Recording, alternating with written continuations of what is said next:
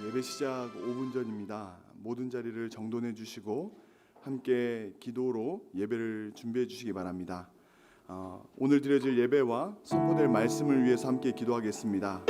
오늘 예배 가운데 구원의 감격과 기쁨을 회복하는 시간이 되게 하여 주옵소서. 예배 가운데 성삼위 하나님의 영광을 보게 하시고 하나님의 거룩한 임재를 경험하는 귀한 은혜의 시간이 되게 하여 주옵소서.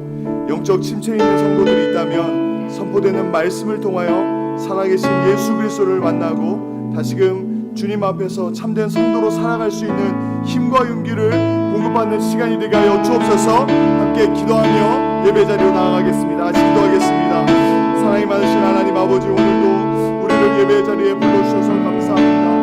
현장 예배뿐만 아니라 온라인 예배로 각자의 삶의 자리에서 예배를 나아갈지라도 하나님 아버지, 오늘 드려진 예배 가운데 주의 거룩한 임재 가운데 구원의 감격과 기쁨을 회복하는 시간이 되게 하여 주옵소서. 예배 가운데 성삼위 하나님의 영광을 보게 하시고 주의 거룩한 임재 가운데 우리의 몸과 마음이 강건케 되며 치유와 회복을 경험하는 귀한 은혜의 시간이 되게 하여 주옵소서. 영적 침체에 있는 성도들이 있다면 성도의 말씀을 통하여 살아계신 예수 그리스도를 깊이 만나고 주님 앞에서 참된 성도로 살아갈 수 있는 힘과 용기를 공급받을 수 있도록 은혜를 더하여 주옵소서.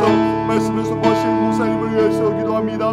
하나님 아버지, 선포하시는 말씀을 선포하신 목사님 가운데 성령으로 충만케 하여 주시고 선명한 진리의 말씀을 선포케 하시며 성령의 역사하심을 통하여서 모든 성도들이 말씀을 듣는 모든 성도들이 깊이 회심하는 은혜의 역사가 있을 수 있도록 주여 역사하여 주옵소서. 하나님 아버지, 우리의 마음 가운데 갈급한 심령을 허락하여 주시기 원합니다. 하나님 아버지, 주의 말씀이 없으면 단 한 순간도 단 하루도 살 수 없음을 고백합니다. 주여, 우리 가운데 성령의 생수로 우리 심령과 내 성생 성령의 생수로 흘러넘치는 귀한 은혜의 시간이 될 수 있도록 주여 역사하여 주옵소서. 하나님 아버지, 하나님의 소문의 말씀 가운데 하나님의 영광을 경험케 하시고 우리의 죄인들과 죄인의 비참함을 깊이 깨달아 회개하는 은혜의 역사가 있을 수 있도록 주여 역사하여 주옵소서. 하나님 아버지, 비록 현장 예배가 아닌 온라인으로 각자의 삶의 자리에서 예배대로 나갈지라도 그 자리에도 동일하게 주의 성령께서 임재하여 주셨습니다. 하나님의 말씀 가운데 드려진 찬양 가운데 기도 가운데 역사하신 주님을 경험케 하여 주옵소서.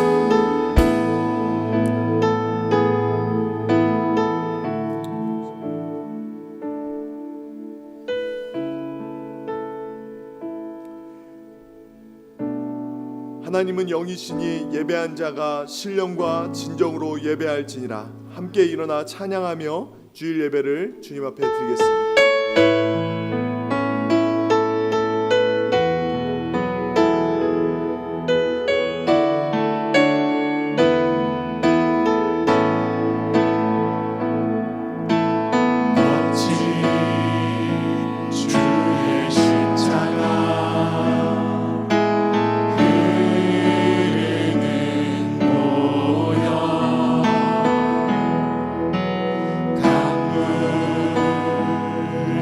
강물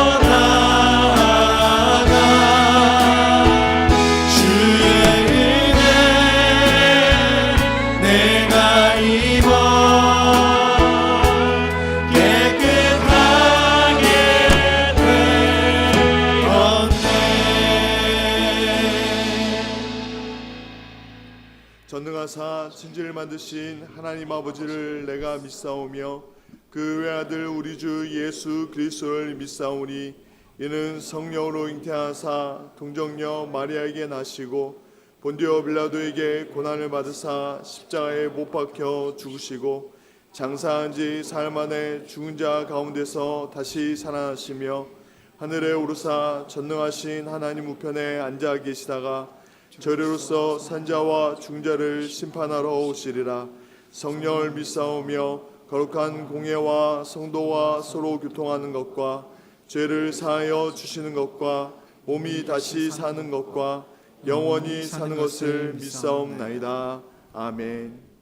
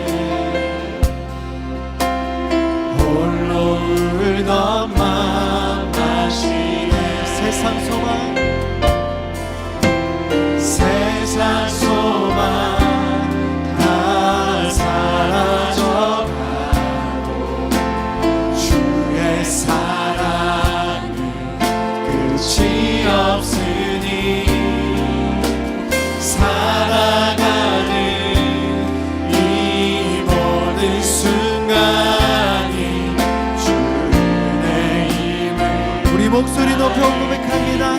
주 사랑 내게 있네. 주 사랑 내게 있네. 그 사랑이 날 채우네. 주내 내게 있네. 그대로 날 세우네.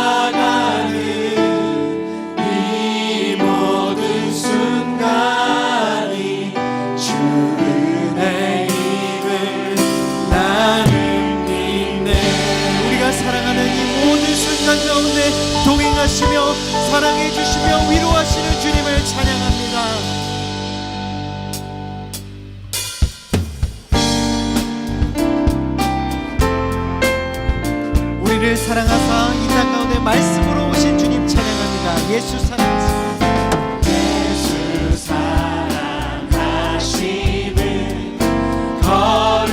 거룩하신 말일세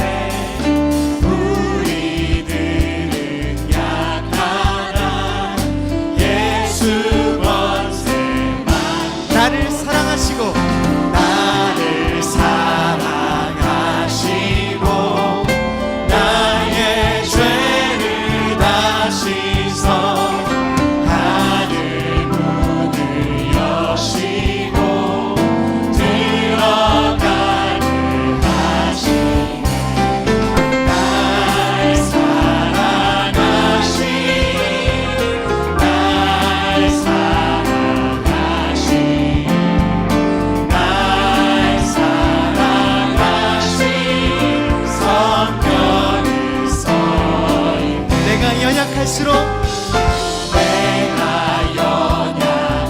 연약할수록 더욱 귀히 여기사 높은 보좌 위에서 낮은 나를 보시 날 사랑하신 날 사랑하신 날 사랑하신 날 사랑하신 성령을 써있네 날 사랑하신 날 사랑하신 날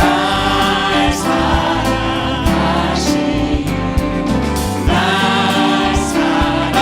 사랑하신 성령을 써있네 우리 목소리 높여 고백합니다.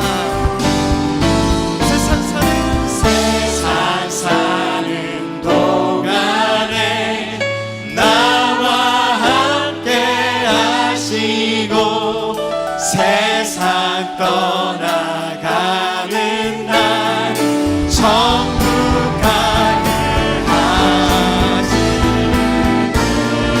날 사랑 날 사랑하신 날 사랑하신 날 사랑하신 성령을 써있네 날 사랑 날 사랑하신 날 사랑하신 날 사랑하신 성령을 써있네 성경에 성령을 써있네 성경에 성령을 써있네 할렐루야. 우리를 사랑하사 독생자 예수를 이 땅 가운데 보내신 아버지 사랑을 노래합니다. 아멘.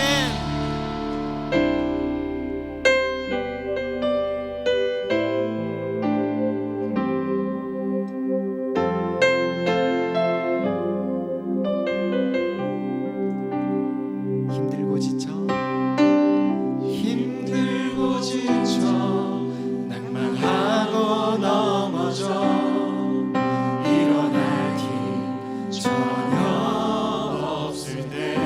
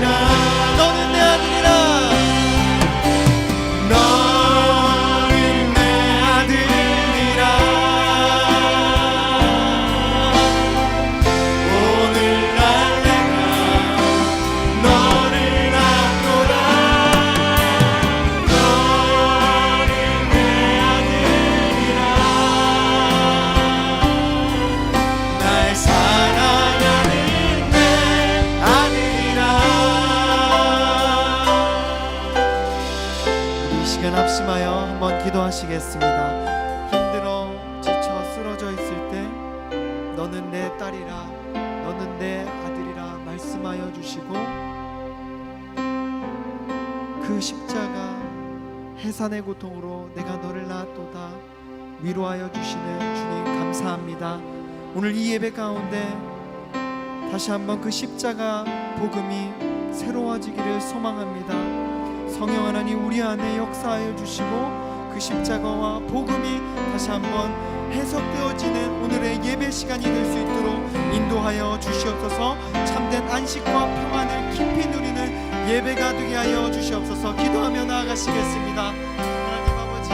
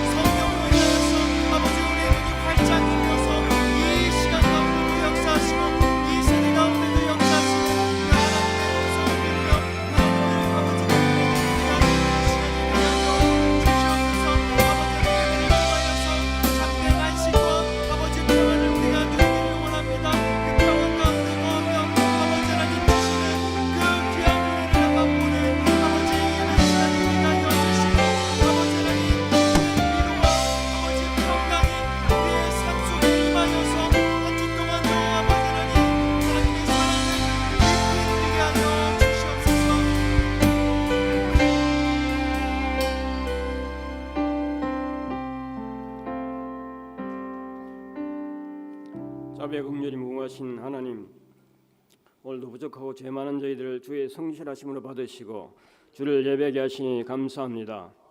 오늘 저희가 주를 예배하는 이 자리, 창조주 하나님의 불 같은 눈이 저희를 바라보시며 성령께서 저희와 함께 하시는 이 영광된 예배의 자리에 나올 수 있게 하셔서 감사드립니다. 두렵고 떨리는 심령으로 주의 보좌 앞에 나아가오며 살아계신 하나님 이름을 부르며 주께 기도하고 주를 찬양합니다. 저희는 자격이 없으나 오직 예수 우리 주님의 십자가 보혈과 그 이름의 능력을 믿으며 온 심령과 힘을 다하여 주를 예배하오니 저희 예배를 받아 주시옵소서. 코로나 바이러스로 인해서 다 함께 모이지 못하고 오늘도 흩어져 각 처소와 가정에서 예배하는 지혜들을 기억해 주시옵소서. 주는 만유의 주인이시고 어디서나 저희와 함께 하시는 창조주 하나님이신 것을 저희가 믿지만 또한 저희가 다 함께 모여서 뜨겁게 주를 찬양하며 예배하는 날을 사모합니다. 저희가 성도의 교제에 목말라 있으며 자녀들과 함께 주의 성전에 모여 마음껏 주를 예배하며 성도들과 함께 떡을 떼며 온전한 공동체를 이룰 수 있기를 소망하오니 주여 저희에게 긍휼을 베풀어 주시옵소서. 이제 저희가 주의 말씀을 대하게 사오니 주의 종을 통하여 저희에게 말씀해 주시옵소서. 저희에게 가까이 다가오사 주의 심령을 살피시며 친히 말씀하시는 주의 음성을 듣게 해 주시옵소서. 저희 삶 깊은 곳에 있는 모든 정욕과 죄악을 말씀의 능력으로 깨끗하게 하시고 주의 말씀을 인하여 저희 삶을 돌아보며 회개하게 해 주시옵소서.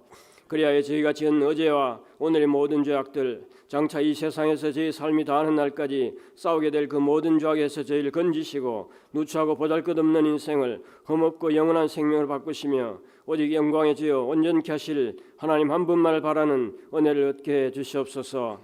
사시고 참되신 하나님과 예수 그리스도 우리 주님의 보혈과 그 능력을 새롭게 체험하게 하시고 이 땅에서 외국인과 나그네로 살며 하늘의 본향을 사모했던 믿음의 선진들처럼 하나님의 약속을 믿고 고난과 시련을 견디며 힘과 소망을 얻는 시간이 되게 해 주시옵소서. 코로나 바이러스로 인해서 고통을 겪고 있으나 그동안 저희가 당연한 것으로 생각하며 누려온 공기와 물과 자연의 모든 것이 주의 은혜였음을 알게 해주셔서 아버지 감사합니다. 저희가 허비해온 모든 일상과 건강과 만남이 주의 은혜와 선물이었음을 감사합니다. 망가지고 무너진 저희들의 생업과 건강, 물질과 그 모든 것을 회복시키실 리가 하나님 한 분이심을 믿고 주를 의지합니다. 저희들의 가정과 삶을 긍휼히 여기사 속히 회복시켜 주시옵소서. 코로나 인해서 멈추어버린 저희 예수동 공동체를 회복시켜 주시옵소서. 저희 자녀들과 학교와 저희 생업과 건강과 일상을 주여 회복시켜 주시옵소서. 지금 저희가 여러 가지 문제와 질병과 고통, 재물의 결핍, 시련과 절망 가운데 있을지라도 이스라엘을 철병거 그 백성과 모기도 전쟁에서 이기하셨던 하나님과 그 손의 능력과 도우심을 저희도 경험할 수 있도록 기도하며 소망하겠사오니 주의 은혜를 베풀어 주시옵소서.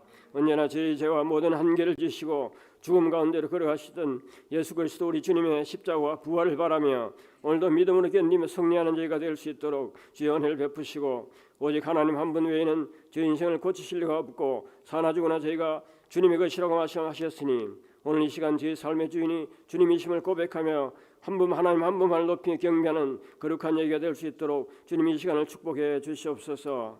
감사드리며 이 모든 말씀을 우리 주 예수 그리스도의 이름으로 기도합나이다. 아멘.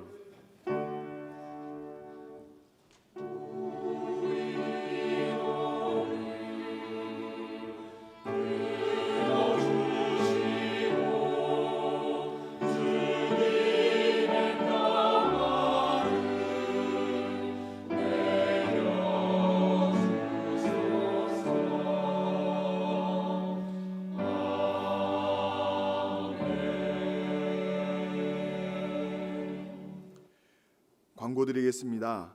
코로나19로 인해 함께 예배하며 교제하기가 예전보다 많이 어려운 상황 속에 있습니다. 분명 영적인 위기일 수 있지만 우리가 깨어서 기도할 수 있다면 기회가 될 줄 믿습니다. 매일 새벽 기도회가 은혜 가운데 진행되고 있습니다. 함께 기도할 때에 역사하실 주님을 기대합니다. 다른 광고는 주보를 참고해 주시기 바랍니다. 드려진 예물 위해서 함께 기도하겠습니다. 사랑이 많으신 하나님 아버지, 모든 것의 주인이 하나님이심을 고백하며 기쁨으로 드립니다. 물질의 노예가 아닌 물질을 다스리는 믿음을 허락하여 주옵시고 드림의 기쁨과 드림의 기적과 나눔의 은혜를 풍성히 경험케 하옵소서. 감사드리오며 거룩하신 예수님의 이름으로 기도드립니다. 아멘.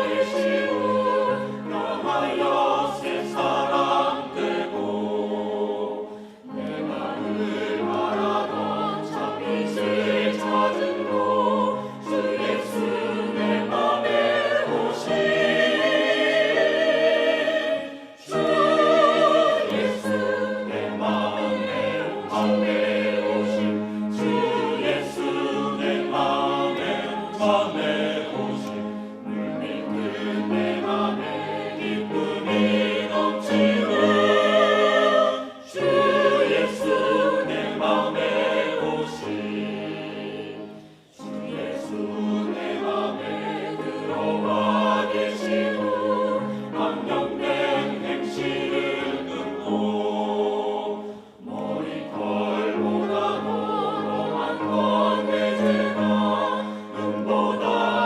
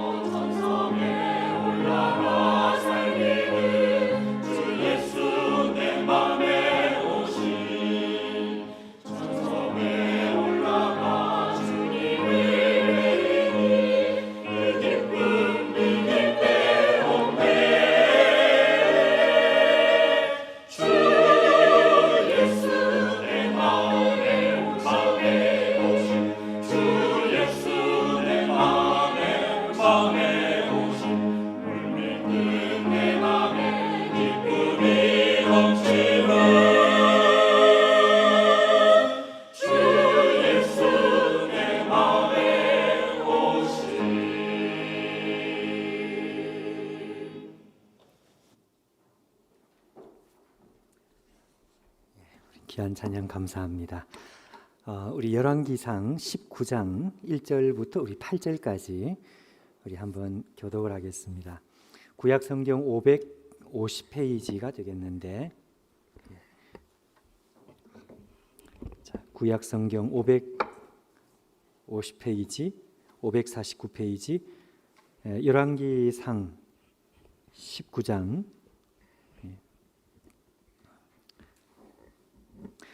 1절부터 8절까지. 제가 1절을 먼저 읽겠습니다. 여러분이 2절을 읽어주시면 되겠습니다. 아합이 엘리야가 행한 모든 일과 그가 어떻게 모든 선지자를 칼로 죽였는지를 이세벨에게 말하니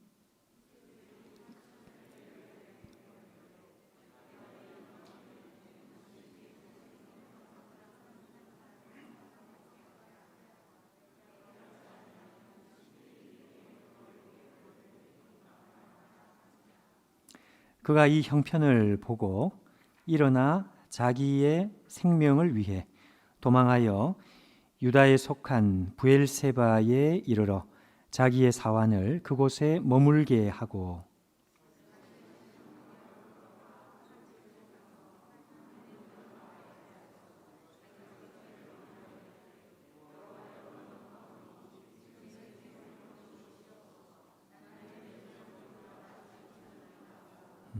로뎀 나무 아래 누워 자더니 천사가 그를 어루만지며 그에게 이르되 일어나서 먹으라 하는지라.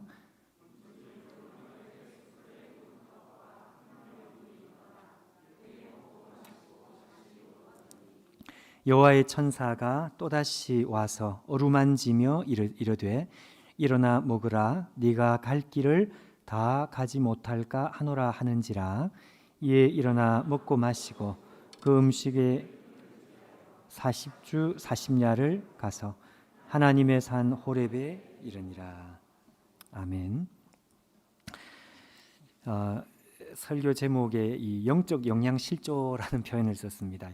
영양 결핍이 좋은가 하다가 코로나 사태 때문에 이제 많은 분들이 예배를 현장에서 함께하지 못하고 지금 이 시간에도 온라인 화면으로 이제 함께 하시겠는데, 소그룹 모임도 힘들죠. 또 신방을 통해서 사람 만나는 것도 보통 신경 쓰이는 일이 아닙니다. 자, 그래서 이런 시간을 우리가 통과하다 보면 그 영적 영양 부실, 영양 실조, 이제 이런 상태가 자칫 될 수 있다 하는 그런 염려 때문입니다. 그래서 지난 시간에도 우리가 예배에 대한 말씀도 했고, 오늘 5번째 복음에 나타난 하나님의 사랑, 이런 제목으로 오늘 함께 말씀을 나누려고 하는 것은 어떻게 하든지 우리가 영적으로 충전돼야 되겠다. 이 예배 시간, 특별히 이 예배 시간에는 우리가 환경이 열악하지만 얕은 충전해야 되겠다. 이런 생각입니다. 영양을 정말 보충하는 그런 심정으로 오늘 함께 말씀을 나눠야 되겠다, 이제 이런 생각이죠. 여러분, 오늘 본문 성경에 엘리야가 하나님 앞에 자기 속에 있는 마음, 정말 죽어야 되겠다라고 이렇게 털어놓고 있습니다. 더 정확하게 말하면 죽여달라 이렇게 돼 있죠. 놀랍습니다. 엘리야라는 사람이 어떤 사람인지를 우리가 알면, 아니 어떻게 엘리야가 이 지경까지 왔을까 이런 생각이 들 정도로 참 놀라운 모습입니다. 왜냐하면 우리가 아는 이 엘리야라는 사람은 한마디로 사자와 같이 아주 담대한 사람이었습니다. 그렇죠? 절대 군주 아합이라는 사람 앞에 서서 심판 말씀을 전할 때에도 기죽지 않고 아주 담대하게 하나님 말씀을 전했던 사람이 엘리야였습니다. 결국에는 이 갈멜산에서 이방 선지자 850명을 직접 상대를 하고 직접 처단을 했던 이 무서운 용사, 무서운 하나님의 전사, 이 사람이 엘리야였습니다. 근데 이 엘리야가요, 오늘 너무너무 나약하고 그리고 너무 초라합니다. 일순간에 이렇게 돼버렸습니다. 왜 위대한 용사, 용감한 용사가 왜 이렇게 비참하게 되었을까요? 그것은 한마디로 그가 느낀 절망 때문이었습니다. 절망. 무슨 절망인가? 엘리야의 일생일대의 사명은 한마디로 종교개혁이었죠. 종교개혁. 이스라엘, 북이스라엘의 종교개혁. 이방 선지자들을 다 몰아내고 그리고 하나님 나라가 다시 하나님을 잘 섬기는, 그래서 이 주권자 아합 왕이 여태까지 해오던 종교 정책을 바꾸고 이방 종교를 끌어들이는 이 종교 정책을 바꿔가지고 하나님을 잘 믿는 나라, 이런 나라가 되게 하는 것, 이게 종교 개혁이었습니다. 여기에 엘리야는 일생을 헌신을 했던 사람이고 하나님은 엘리야를 특별히 기르셨죠. 그래서 그 모든 우여곡절 끝에 가장 중요한 결정적인 이 이방 신들과의 싸움, 갈멜산에서 850명 이방 선지자와의 이 영적 대결에서 엘리야는 말 그대로 완벽한 승리를 거두었습니다. 우리가 잘 아는 말씀대로 19장 바로 앞에 18장에 나오는 말씀 그대로죠. 하늘에서 불이 떨어져서 엄청난 기적과 함께 정말 통쾌하게 이겼습니다. 그리고 나서 이 이방 선지자 850명을 직접 처단을 한단 말이죠. 자, 여러분, 여기까지 엘리야는 왔습니다. 사실 이 자리까지 오기까지 하나님은 엘리야를 오랜 시간 훈련을 하셨고 죽음을 통과하는 훈련을 하셨고 그 훈련 끝에 결국은 이 어마어마한 영적 승리를 거두었습니다. 그럼 이제는 누가 보더라도 이 종교개혁은 누가 보더라도 다 된 것 같은 거죠. 남은 게 여러분 뭐가 있습니까? 하나님께서 살아계신 하나님이시라는 것이 불로 증명이 되었습니다.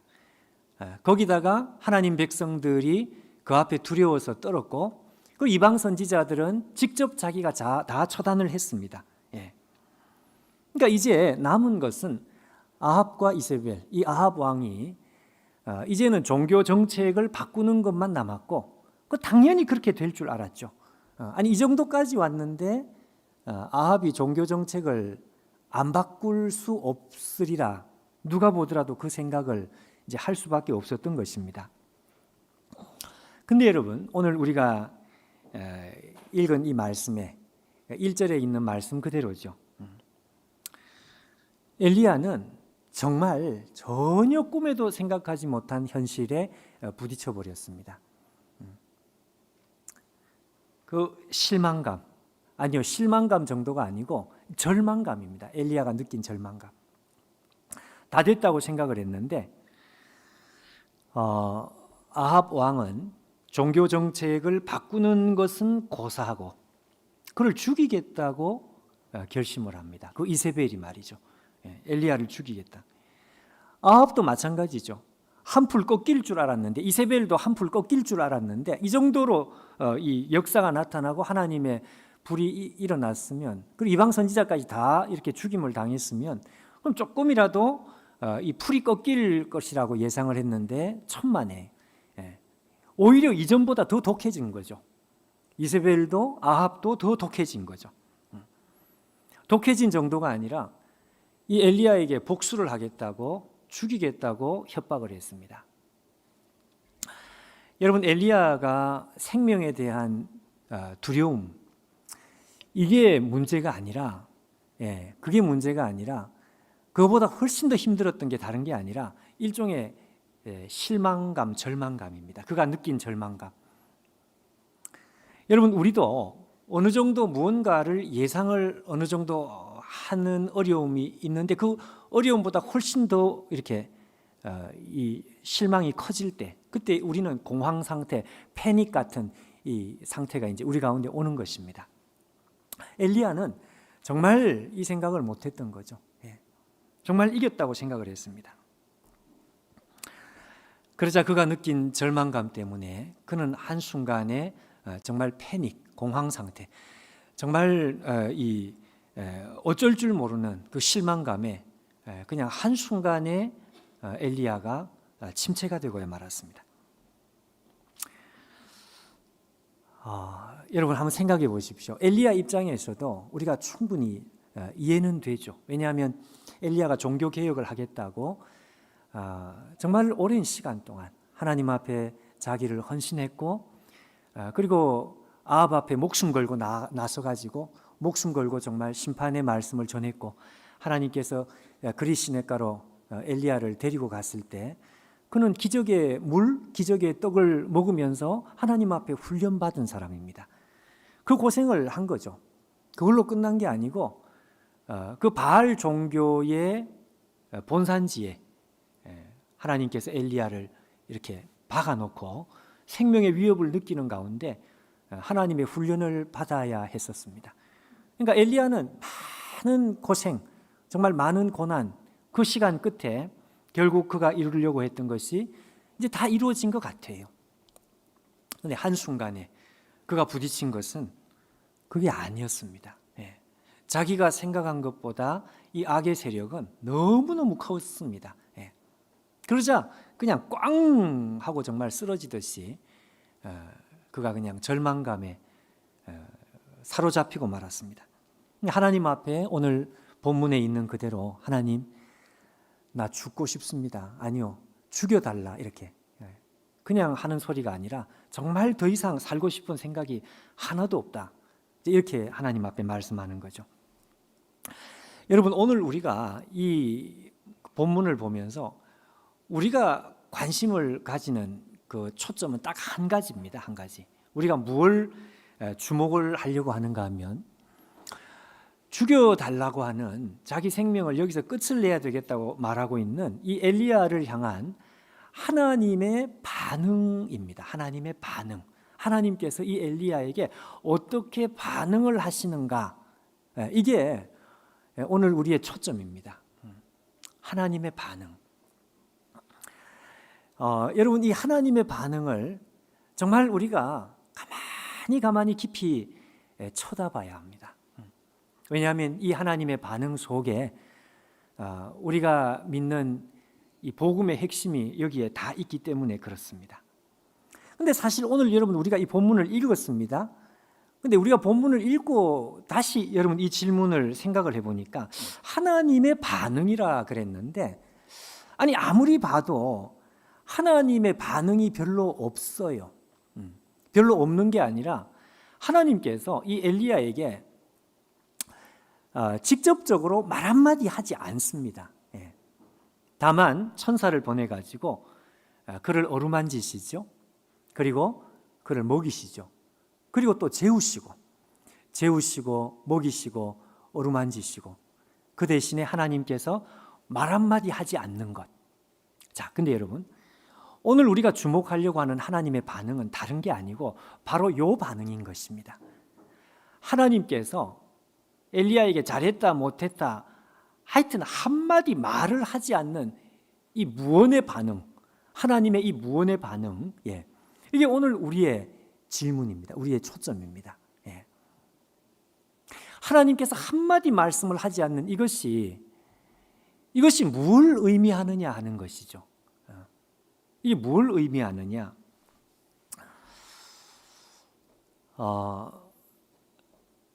여러분, 하나님께서 한마디 말씀하지 않는 이게 화가 났다는 뜻일까요? 그거는 아닌 것 같아요. 그건 왜 그런가 하면 그거 확실하죠. 왜냐하면 화가 났으면 하나님께서 그를 어루만진다는 건 정말 말 그대로 쓰다듬고 그 마음을 표현하는 것인데, 어루만지고 먹이고 재우고 그렇게 할 수 있겠습니까? 여러분, 우리 자신이요 하나님이라면 우리가 어떻게 반응할까요? 상식적으로 하나님께서 엘리야에게 어떻게 반응을 하시는 것이 상식적인 반응일까? 이렇게 한번 생각을 해보면 여러분 제가 하나님 같으면 일단 한번 걷어차고 시작했을 것 같아. 자고 있는 야이자스가 이러면서 좀 과격합니까? 하여튼 분통이 터졌을 것 같다. 제가 하나님 같으면. 사실 엘리야도 실망이고 절망이지만 사실 엘리야보다 훨씬 더 마음 아픈 당사자는 우리 하나님이시죠. 왜냐하면 종교 개혁에 대한 열망은 엘리야의 열망이기 이전에 하나님의 열망이었으니까. 근데 문제는 종교 개혁이 뜻대로 안 되는 것 같은 상황도 상황이지만 그 상황 앞에 완전히 그냥 나가 떨어져 있는, 나자빠져 있는, 그리고 죽여달라고 하는 이 엘리야. 여러분 이 엘리야를 보면서 하나님께서 얼마나 분통이 터지시겠어요? 그러니까 야이자스가 이러면서 그냥 한 대 그냥 쥐어받고 뭐 그렇게 분통을 터뜨리는 것이 하나님의 상식적인 판단인 것 같은데, 자 아까 말씀한 대로 우리 하나님께서는 한 말씀을 하지 않습니다. 그 대신에 이 엘리야를 어루만져 주십니다. 그리고 재우시고요, 그리고 먹이시고요. 우리가 오늘 이 하나님의 반응을 이해를 해야 되겠습니다. 이해를. 자, 이 이해를 돕기 위해서 제가 예를 하나 들어보고 싶은 것이 있는데, 우리가 이 이해를 돕기 위해서 제가 어떤 한 목회자의 간증을 하나 예를 좀 들어보고 이 예를 빗대어서 하나님께서 어떤 마음을 가지고 계시는지를 우리가 이해할 수 있습니다. 캐나다에 유학을 하신 분입니다. 캐나다에서 이제 신학 유학 공부를 하신 목회자인데, 이분이 이제 캐나다에 참 일찍이 이제 유학을 해서 거기서 이제 학교를 다니며 공부를 하면서 주말에는 이제 교회 사역을 하시면서 이렇게 이제 공부를 하신 거죠. 근데 그 과정이 말이죠, 너무 힘이 들었던 것입니다. 한번 여러분 들어보십시오. 그 어려움이 어느 정도였는지. 일단 몇 가지 종류인데, 일단 사역에서 오는 스트레스가 많이 있었다 그래요. 그뿐만 아니라 경제적인 생활고인데 이 경제적인 생활고가 너무 컸던 것 같아요. 그러니까 먹고 사는 게 너무 지금 힘이 들고 이 렌트비 한 달에 한 번씩 이렇게 월세를 이렇게 내는 시간이 공포스러울 정도로 그렇게 어려운, 그걸로 이제 문제가 끝이 아니고 참 어려운 것이 공부를 하는데 자기 안에 내면의 상처, 자기 안에 있는 그 내적인 불안, 여러분이 내적인 불안이라는 게 참 큰 문제입니다.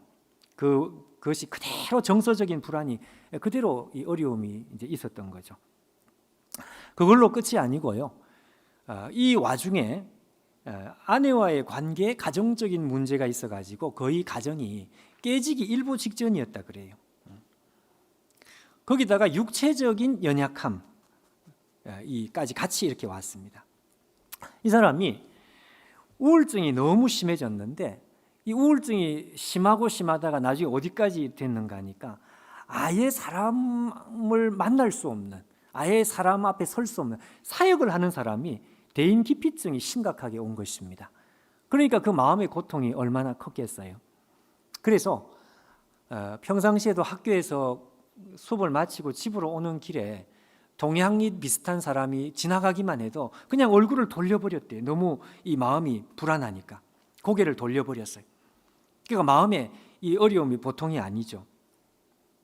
경제적인 고통 때문에 이 아르바이트를 하면서 이렇게 돈을 벌 수밖에 없었는데, 이 사람이 이제 밤에 차를 2시간이나 몰고 가서 밤새도록 일을 해야만 했습니다. 그러니까 얼마나 피곤했겠어요.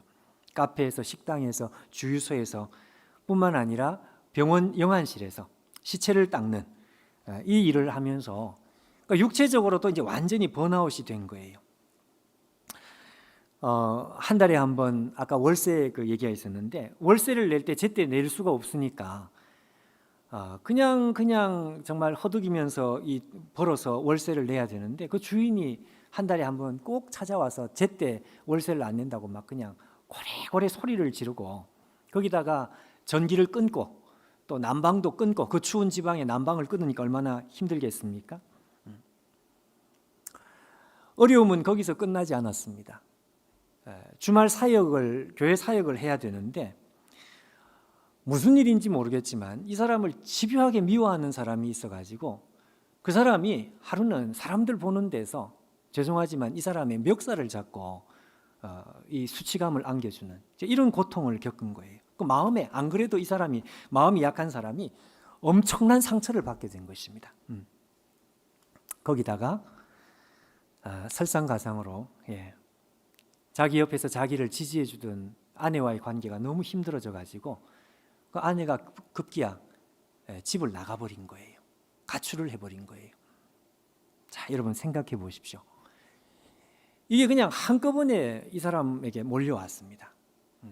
경제고 육체적인 고통, 가정의 내면의 아내와의 관계, 수치심, 사역의 짐, 스트레스 이게 그냥 다 이게 그냥 몰려왔습니다. 하루는 이 사람이 새벽에 이제 눈을 뜨고 아침에 눈을 뜨는데요. 자기 입에 뭔가 좀 이상한 얼얼한 느낌이 오더라 이거죠.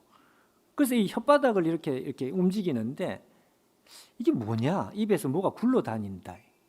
그거 봤더니 이게 어금니였습니다. 밤새 어금니가 빠진 거예요. 충격을 받은 것입니다. 그리고 손가락으로 이 어금니 빠진 걸 이렇게 옆에서 만져보니까 그냥 옆에 있는 어금니가 또 하나가 툭 빠지는 거죠. 온몸에 소름이 돋았습니다. 그리고 바로 병원에 갔는데 병원에서는 원인을 모르겠다. 신경성 스트레스다. 이 정도로 된 거예요. 그리고 나서는 이 우울증이 더 심해가지고 이 사람이 아주 심각한 자살 충동에 그냥 그렇게 이제 몰리기 시작했습니다. 외로움, 거기다가 억울함, 거기다가 분노, 이런 마음을 가지고 이 사람이 자동차를 몰고 절벽으로 이제 속도를 내고 그냥 뛰쳐서 절벽에서 떨어지려고 가는데 자기도 모르게 브레이크를 밟은 거죠. 절벽 앞에서. 자기 뜻대로 이게 안 되는 거예요. 그리고 이제 핸들을 잡고 그냥 머리를 쳐박고 울고 통곡하고 이런 시간들이 이제 반복이 됩니다. 근데 어느 날요, 이 사람이 정말 마음에 단단히 결심을 했습니다. 내가 더 살아야 될 이유가 하나도 없다. 진짜 자살 결심을 한 것입니다.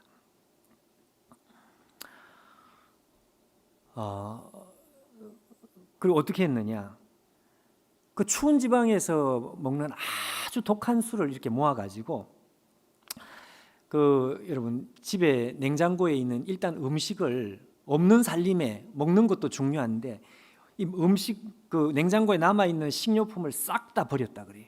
죽겠다 이거죠 이제 그야말로 싹 다 버리고 그 아파트는 한국 아파트와 달리 밖에서 열쇠를 열어서 열고 안에서도 나갈 때 열쇠를 열고 나오는 뭐 그런 구조라 그래요.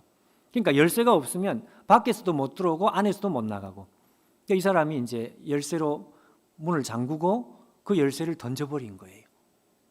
던져버렸으면 어떻게 되겠습니까? 자기도 안 나가고 여기서 죽겠다 이거죠. 그리고 나서 식음을 전폐하고 그 독한 술을 먹으면서 하여튼 이제 그냥 거기서 끝을 내겠다고 결심을 단단히 한 거죠. 그 결심을 하고 이 사람이 방에서 마음 속에서 올라오는 이 원망을 하나님 앞에 쏟아내기 시작했습니다. 하나님 저를 똑똑히 보십시오. 제가 비참하게 죽을 텐데 아마 하나님께서 제가 이렇게 하는 것을 원하신 것 같습니다. 이러면서 하나님 앞에 그냥 원망을 쏟아내는 거예요. 근데 하나님 앞에 원망을 쏟아내는데 제일 먼저 눈앞에 오버랩 되어서 떠오르는 사람이 있었습니다. 누굴까요? 육신의 아버지였다 그래요. 육신의 아버지. 육신의 아버지가 보고 싶어서 떠올라진 게 아니고요. 반대로 하나님 앞에 원망을 막 쏟아내는 말을 하는데 제일 마음속에 먼저 속에서 나오는 게 내 인생을 이렇게 망가뜨린 첫 번째는 내 육신의 아버지다, 이런 생각이 들더라 이거죠. 그때 이 원망 때문에 육신의 아버지가 눈에 제일 먼저 떠올랐어요. 왜 그럴까요?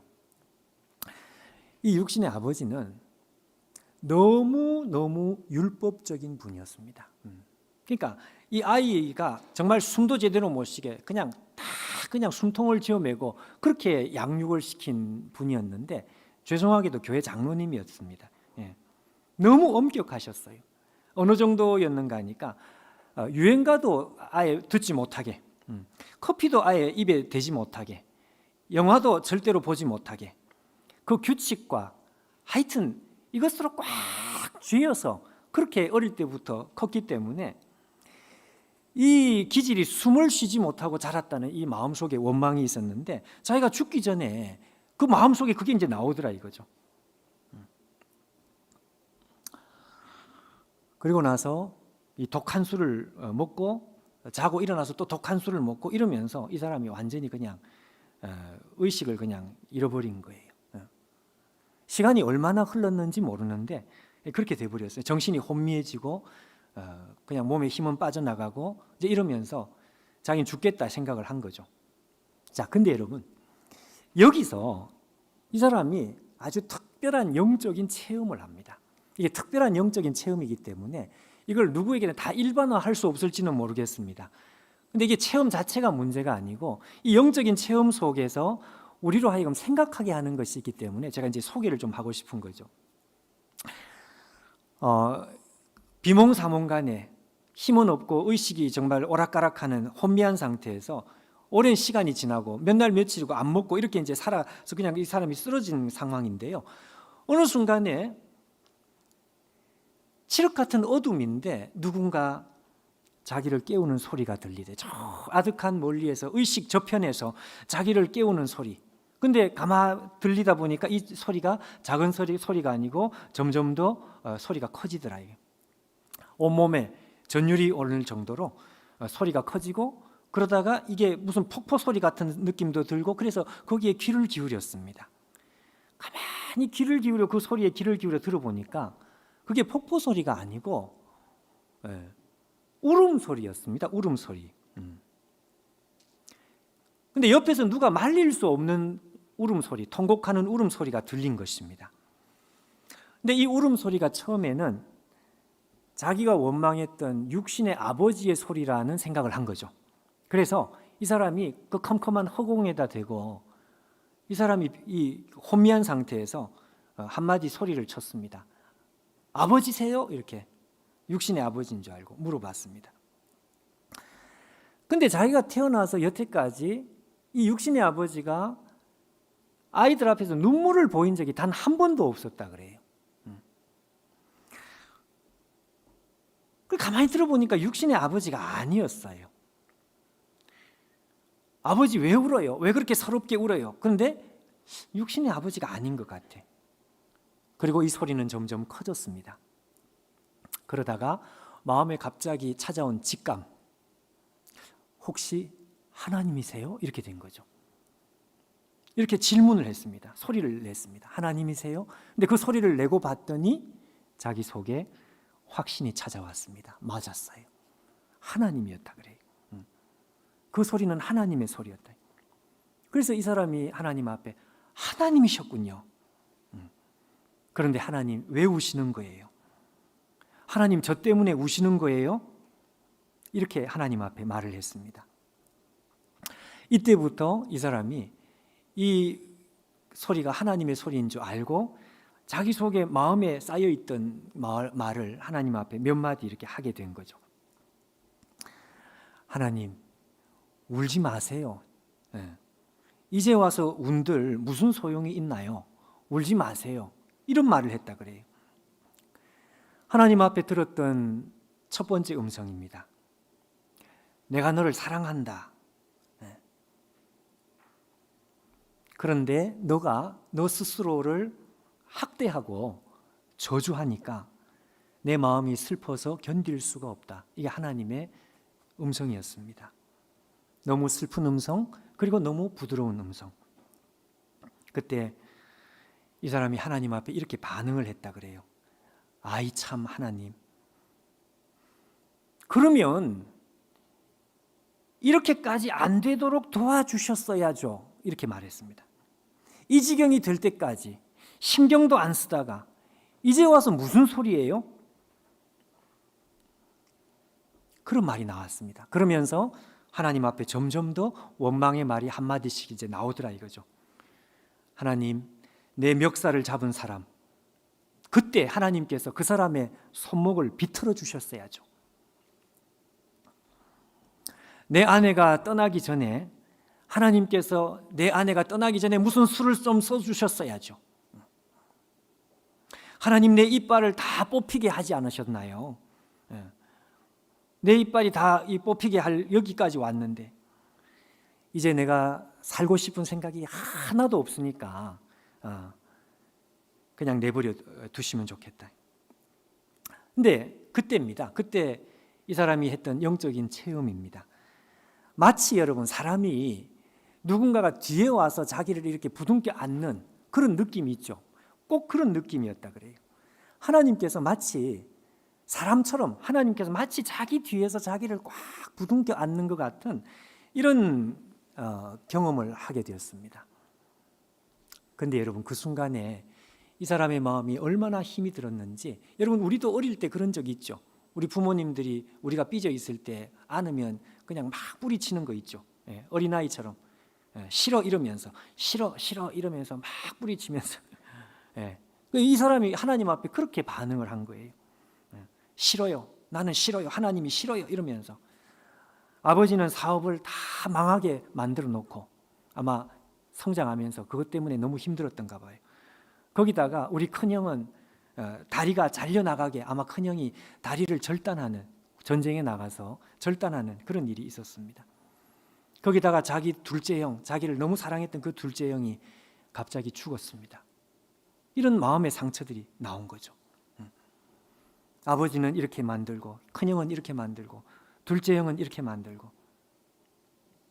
나는 이대로 죽을 거야 이러면서 이거 놓으란 말이야 이렇게 막 뿌리치면서요. 그러면서 하나님, 내가 없어도 이 세상은 아무 문제가 없습니다. 내가 없어도 이 세상은 끄떡없이 잘 돌아갑니다. 나 신경 쓰는 사람이 이 세상에 하나도 없습니다. 그때 하나님의 두 번째 음성이었습니다. 내가 너를 사랑한다. 너가 어떤 생각을 하고 어떤 삶을 살더라도 나는 너를 사랑한다. 이렇게 말씀하신 거예요. 네가 어떤 생각을 하고 네가 어떤 삶을 살더라도 나는 너를 사랑한다. 이거 의미심장한 말입니다. 왜냐하면 이 말을 듣고서 이분이 하나님 앞에 이렇게 항변을 한 거예요. 하나님, 저요 완전히 목회에 실패했습니다. 그래도 괜찮다고요?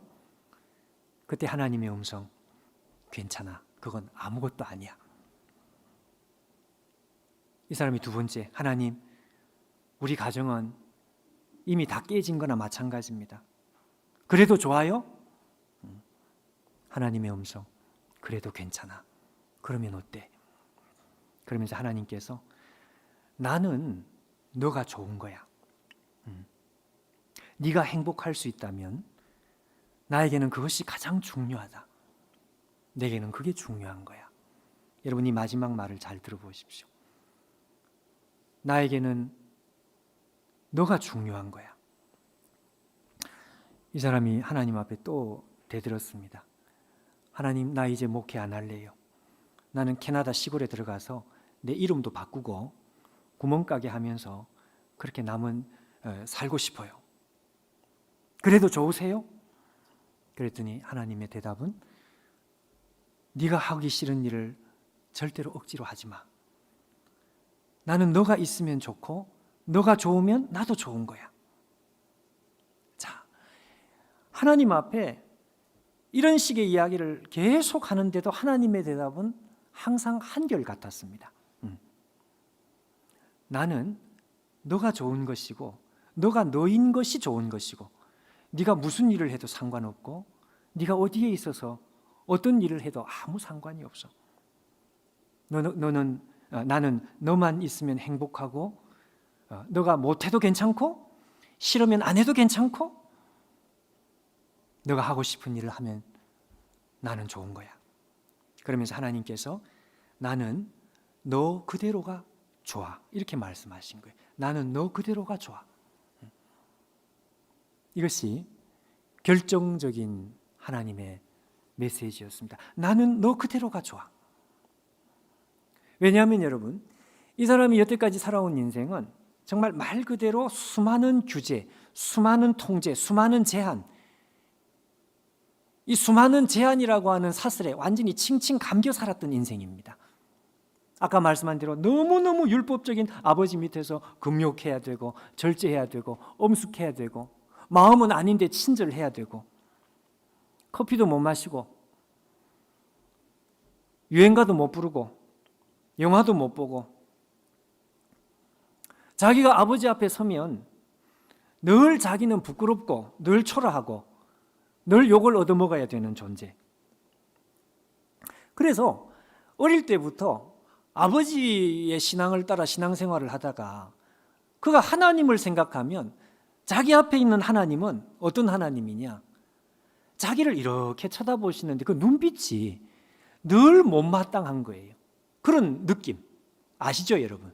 누군가가 자기에게 이렇게 쳐다보는데 그 눈빛이 벌써 이 못마땅한 느낌이 있죠. 그러니까 하나님에 대한 생각을 하면 하나님은 늘 나를 못마땅하게 여기시는 하나님. 근데 거기에 내가 조금이라도 이렇게 부합을 하기 위해서 알아서 기어야 되고 알아서 이렇게 절제해야 되고.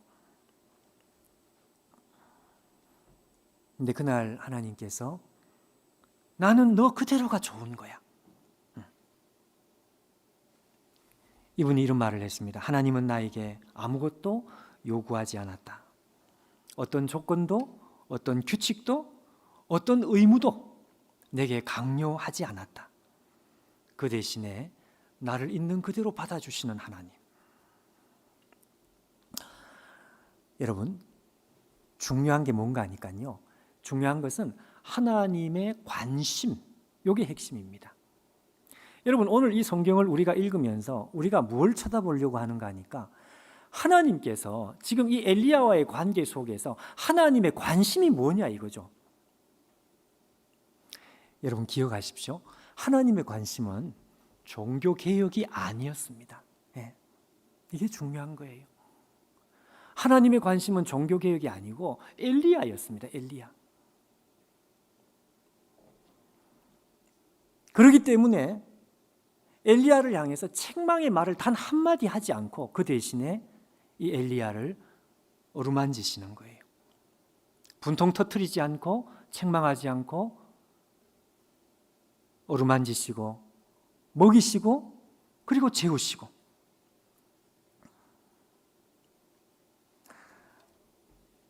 여러분, 하나님께서 이 엘리야에게 하고 싶은 말씀은 오늘 제가 예를 든 이분이 하는 말씀하고 똑같은 거죠.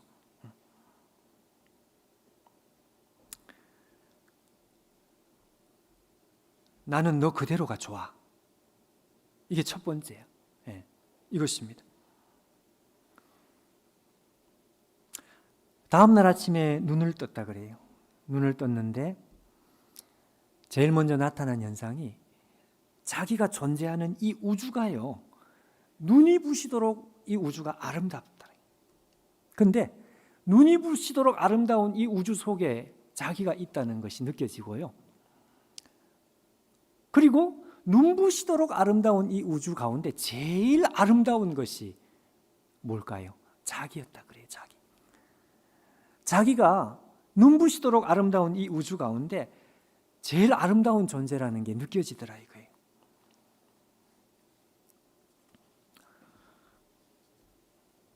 여러분, 하나님의 관심은 종교 개혁이 아니고 엘리야였습니다. 우리는 그런 생각을 하죠. 하나님의 첫째 관심은 하나님의 나라가 아닐까. 근데 여러분, 베드로전서 2장 9절의 앞에 한번 보시면 너희는 택하신 족속이요 왕 같은 제사장이요 너희는 뭐라고 되어 있는가 하니까 거룩한 나라요 이렇게 되어 있습니다. 너희는 거룩한 나라라는 게 뭔가 하니까 하나님의 나라가 어디 있는가 하면 우리 자신이 하나님의 나라다 그 말입니다. 하나님의 나라는 우리와 상관없이 존재하는 그런 하나님의 나라는 없다 그 말이고요. 그러니까 우리가 없으면 하나님의 나라도 없다 그 말이죠.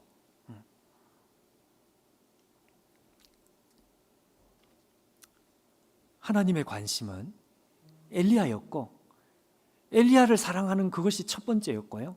그래서 하나님께서는 이 엘리야를 다치게 하고 싶어 하지 않습니다. 아무 말씀 안 하셔요.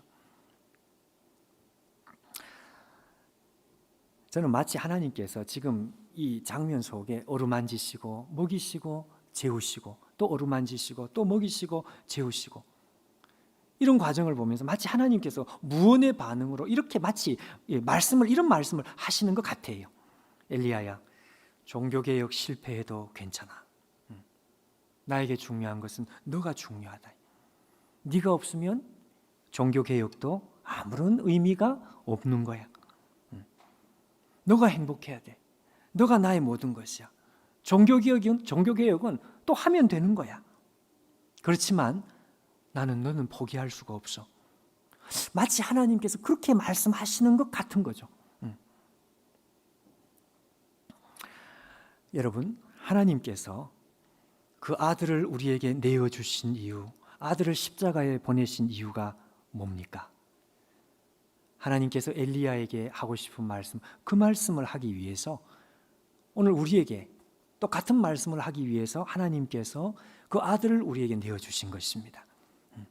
온 우주보다 너가 더 소중하다. 너 한 사람이 나에게 더 소중하다. 심지어 내 아들을 내어주어서라도 나는 너를 포기할 수 없다. 로마서 5장 8절, 우리가 아직 죄인 되었을 때에 그리스도께서 우리를 위하여 죽으심으로 하나님께서 우리에 대한 자기의 사랑을 확증하셨느니라. 여러분, 오늘 제가 이 말씀을 읽은 이유는 코로나 시대의 영적 영양 실조, 이 말씀을 읽은 이유가 뭔가 하니까요. 여러분, 성경의 역사를 보면, 그리고 교회의 역사를 보면 똑같은 현상이 하나가 있습니다. 그것 때문입니다. 뭔가 하니까 똑같은 현상이 뭔가 하면 가장 중요한 진리가요, 이게 어느 일정한 기간 동안 가리워져 있거나 다른 말로 하면 감추어져 있거나 이런 역사가 있더라 이거죠. 성경 안에도 그게 나오고요. 그리고 교회 역사에도 이게 얼마든지 나오는 것입니다. 무슨 이야기냐? 다시 말하면 여러분, 예를 들면 그런 거죠. 모세가 모세오경을 썼죠. 근데 그 중에서 제일 중요한 책 중에 하나가 신명기인데, 모세가 신명기를 기록한 이후에 언제부터인지는 모르겠지만 이 신명기가 감추어진 거예요. 그리고 BC 622년 유다가 멸망하기 일보 직전에 이 신명기가 다시 발견이 돼가지고 요시야 시대 다시 발견이 돼가지고 유다의 영적인 부흥이 오는 것입니다. 그러니까 여러분, 이게 어느 정도의 시간인지는 모르겠지만 상당한 시간 동안 그 중요한 성경의 구약 성경의 저수지와 같은, 구약 성경의 뿌리와 같은 이 신명기 진리가 이게 감추어져 있었던 것입니다. 이게 여러분 가능하다 그 말입니다. 가능하다. 이게 불가능한 게 아니고 가능하다. 교회에서도 마찬가지죠. 여러분, 초대교회는 히브리어 성경이 있었고 헬라어 성경이 있었고 그리고 라틴어로 성경을 번역해서 이 초대교회 성도들은 이 성경 말씀을 같이 얼마든지 나누는 그 교회였습니다. 그런데요, 종교개혁이 일어날 때까지 이 중세시대에는 이 성경은 모든 사람들의 것이 아니고 특권층들만 성경을 읽을 수 있도록 이게 여러분 감추어져 있는 거예요. 그 중에서 가장 중요한 진리, 믿음으로 구원을 받는다. 이신칭의 아시잖아요? 이 이신칭의의 제일 중요한 이 교리가, 이 진리가요, 무려 1000년 동안 이 진리가 감추어지는, 가리워지는, 이게 실제로 이런 일이 일어난다 이거죠. 무슨 이야기를 하려고 하느냐? 개인도 마찬가지입니다, 여러분. 우리 개인도 마찬가지인 거예요. 우리 개인의 인생의 역사에도요, 분명히 이걸 내가 모르는 것은 아니고 하나님 나를 사랑한다, 그거 알아요. 네. 근데 우리가 여러분 인생을 이렇게 돌아보면은요, 아, 그때 몇 년 동안은 이 진리는 내 머리에만 존재했지 실제로 그 진리가 내 영혼에는 가리워져 있었구나, 감추어져 있었구나. 이게 가능하다 그 말입니다. 이게 가능하다. 성경이 그걸 보여주고 교회사가 그걸 보여주고요. 그건 똑같이 우리 개인의 인생 역사도 마찬가지. 여러분, 우리가 인생을 다 살 때쯤 돼서 우리 인생을 돌아봤는데, 어떤 사람은 아니 내가 20대 때 내가 복음의 사랑과 은혜를 발견하고 나서 그 뒤에 한 30년은 이게 가리워져 있었구나, 그걸 발견할지도 모릅니다. 그런 일이 없으면 좋죠. 근데 이게 가능하다 그 말씀이죠. 가능하다. 여러분, 혹시 이 코로나 사태로 참 어려운 시간을 우리가 지금 통과하는 지금 이 시간에 혹시 우리 안에 이 복음에 나타난 하나님의 사랑이 실제로는 가리워져 있는 인생의 시간을 통과하는 사람은 없을까요? 없으면 좋겠는데, 가리워진 시간을 지금 통과하고 있는 가능성이 있습니다. 여러분, 이게 1년 2년 아니라 수십 년 될 수도 있습니다. 무려 1000년 동안 이신칭의의 진리가 가리워진 것처럼 우리 개인도 일생에 많은 시간이 사실은 가리워진 상태로 그렇게 인생을 살아갈 수가 있다 그 말이에요. 여러분, 쓰러진 엘리야, 죽겠다고 죽여달라고 하는 이 엘리야를 우리 하나님께서 무언의 반응, 한마디 말씀하지 않고 그를 어루만지시고 그에게 먹이시고 그를 재우시고, 하나님께서 엘리야에게 하고 싶은 이 말씀이 여러분 복음인데, 여러분 오늘 이 시간에 우리 앞에 이것이 가리워지는 것이 아니고 드러나는 시간, 밝아지는 시간이 되면 좋겠습니다.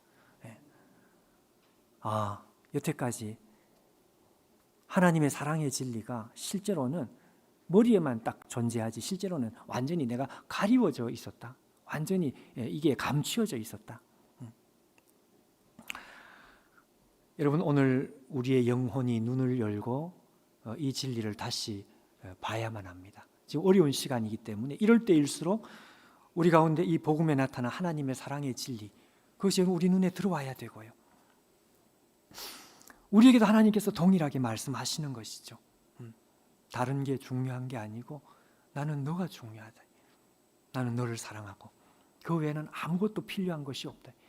이게 여러분 복음이죠. 이게 진리고 이게 복음 진리의 핵심이고, 이것을 다시 발견한 사람은 말씀을 맺습니다. 아가서 1장 5절 앞에 여러분 자막 보시면 이걸 다시 발견한 사람은 우리가 이렇게 고백을 할 수 있는 것입니다. 예루살렘 딸들아, 내가 비록 검으나 아름다우니 게달의 장막 같을지라도 솔로몬의 휘장과도 같구나. 이게 무슨 말인가 하면, 솔로몬 왕이 술람미 여인을 사랑하게 됐는데, 아마 이 술람미 여인이 햇빛에 얼굴이 거울리고 얼굴이 검게 된 이런 여인이었던 것 같은데, 그 여인이 어느 날 솔로몬의 사랑을 독차지합니다. 그러자 이 사람이 하는 말이 뭔가 하니까, 비록 나는 검지만, 내 얼굴은 검지만, 그러나 뭐라고 말씀합니까? 아름다우니. 눈을 떴더니 온 우주가 너무 아름다운데 그 우주 가운데 내가 제일 아름답더라. 그 얘기하고 똑같은 이야기입니다. 나는 비록 검지만 나는 아름다우니. 사람들은 나를 검다고 말할지 모르겠지만 나는 너무너무 아름다운 존재. 여러분, 이 발견이 오늘 우리 안에 다시 되어지기를 바랍니다. 우리 다 같이 한번 기도하겠습니다. 우리 시간 먼저 조용히 한번 우리 함께 기도할 때, 하나님, 오늘 우리의 영안이 열리기 원합니다. 어두운 가운데 우리가 걸어가지 않게 하시고, 코로나 사태로 어려운 시기에 이럴 때일수록 하나님의 사랑과 복음에 나타난 하나님의 끝없는 은혜가 우리의 눈앞에 밝아지고 허송세월하는 인생이 되지 않도록 하나님 우리를 도와주옵소서. 우리 시간 먼저 조용히 다 같이 한번 이 말씀을 기억하면서 하나님 앞에 기도하는 시간을 먼저 가지겠습니다. 기도하겠습니다. 할렐루야. 우리 아버지,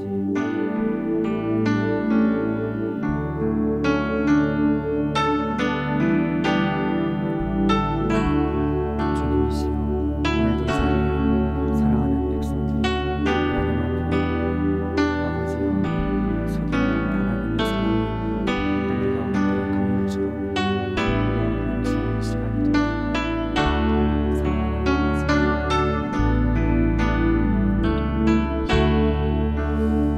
우리 다 같이 잘 아는 찬송입니다.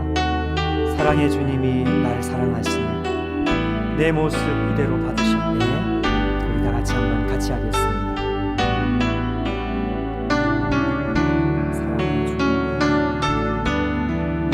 사랑의 주님, 사랑의 주님이 날 사랑하시네, 내 모습 이대로 받으셨네. 사랑의 주님이 날 사랑하듯이 나도 널 사랑하며 섬기리. 다시 한번 사랑의 주님이 사랑의 주님이 날 사랑하시네, 내 모습 이대로 받으셨네. 사랑의 주님이 날 사랑하듯이 나도 널 사랑하며 우리 목소리를 높여서 다시 한번 하겠습니다. 사랑의 주님이 날 사랑하시네, 내 모습 이대로 받으셨네. 사랑의 주님이 날 사랑하듯이 나도 널 사랑하며 섬기리. 우리 다 같이 이 시간 우리 한 목소리로 한번 소리 내어서 한번 기도하겠습니다.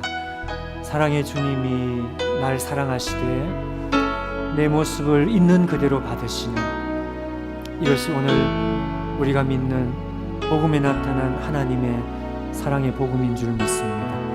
우리를 있는 그대로 받으시는 그 하나님 앞에 하나님 오늘 우리의 영혼이 자유를 누리게 하시고 오늘 그 자유와 능력으로 인해서 이 땅에서 눈부시도록 아름다운 우리의 인생과 우리 자신이 되게 하여 주옵소서. 나는 비록 거무나 아름다우니 계달의 장막 같을지라도 나는 솔로몬의 휘장과도 같구나. 이것이 오늘 우리의 고백이 되기 원합니다. 주님, 우리의 영혼이 살아나게 도와주옵소서. 다 같이 기도하도록 하겠습니다. 기도하겠습니다. 할렐루야. 아버지 하나님, 우리 하나님 앞에 나아갑니다.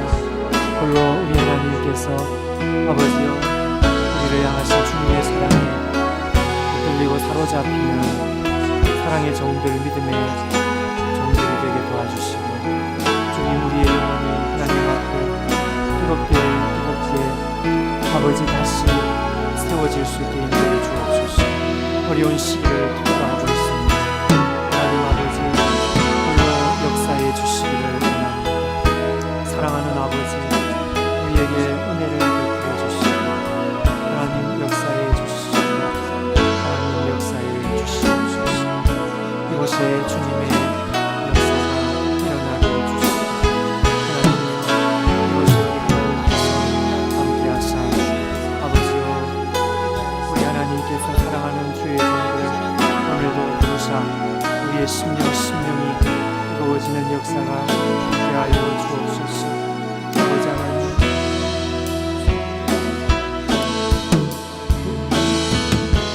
여러분, 이 시간 우리 다시 한 번 더 기도하겠습니다. 우리가 한 달 전에 예상한 것과 달리 우리 코로나 사태가 우리가 생각한 것보다 훨씬 더 장기화될 그런 전망인 것 같습니다. 특별히 마음에 염려되는 것이 우리 교육부서 어린아이들입니다. 그동안 벌써 6개월 가까이 되는데 우리 교육부서 아이들이 한 번도 제대로 교회에 오지 못했습니다. 우리 아이들에게는 이것이 너무 치명적인데 앞으로 6개월이 되고 또 앞으로 1년이 될 때에 우리 아이들의 믿음이 무너지지 않도록 우리 부모들의 신앙이 살아나야 되겠습니다. 우리 부모들의 마음이 뜨거워져야 되겠습니다. 하나님, 어려운 시기에 하나님의 사랑이 우리 가운데 강물처럼 우리 가운데 풍성하게 되게 하나님 도와주시옵소서. 우리 다시 한번 통성으로 우리 다 같이 한번 기도하면 좋겠습니다. 우리 기도하겠습니다. 하나님 아버지, 우리 하나님께서 우리의 영혼을 뜨겁게 하여 주시고, 아버지 하나님, 우리 아이들이 다시금 믿음을 회복하게 도와주시고, 하나님, 우리 온 교회가 영적으로 뜨거워지며 우리 하나님 앞에 아버지여 우리가 부지런하고 하나님의 사랑이 우리 가운데 강물처럼 넘쳐 흘러내는 역사가 다시금 내수동 교회에 일어나기를 원합니다. 사랑하는 우리 아버지, 역사해 주시고 아버지 함께하여 주시옵소서. 우리 아버지 하나님, 이곳에 주님의 역사가 우리 안에 넘치도록 나타나게 만들어 주시고, 아버지 하나님, 우리가 함께 현장에서 예비하지 못하는 우리 모든 우리 가정들, 식구들 함께 하셔서 주여 우리 안에 하나님의 아버지여 손길이 나타나게 도와주시고, 어디 있든지 하나님의 임재하심이 넘치는 역사가 나타나고 하나님의 사랑이 우리 안에서 부음받을 수 있도록 하나님 우리를 축복하여 주시옵소서.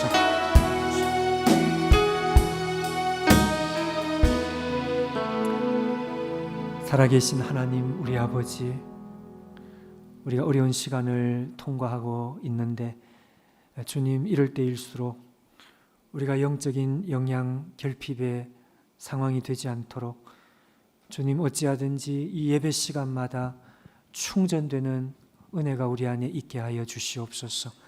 현장에서 함께 예배를 드리지 못하는 사람들도 주님, 온라인으로 동일하게 우리의 영혼이 충전되고 충만하고 하나님의 사랑으로 충만하게 되는 역사가 있게 하여 주시옵소서. 영과 진리로 예배하라고 말씀하신 대로 하나님의 실체 앞에 서는 예배가 되게 도와주시고, 하나님의 사랑이 우리 안에 강물처럼 흘러 넘치는 역사가 일어나게 도와주시며, 흘러 넘치는 사랑이 우리의 자녀들에게 나타나게 하셔서 우리의 자녀들이 하나님의 사랑에 눈이 열리는 역사가 오히려 이 어려운 시기에 나타날 수 있도록 우리 하나님 축복하여 주시옵소서.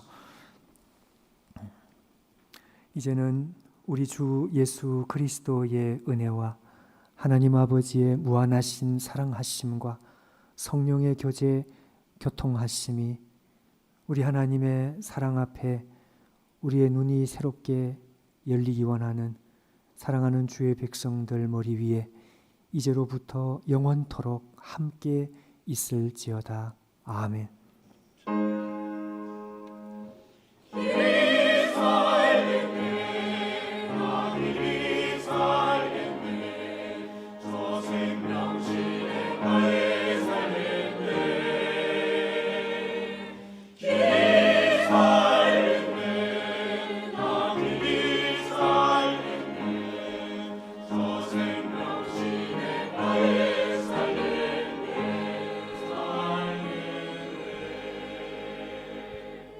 예배를 마쳤습니다. 한 주간 동안에도 주님의 사랑으로 충만하신 모든 분들 되시기를 축복합니다.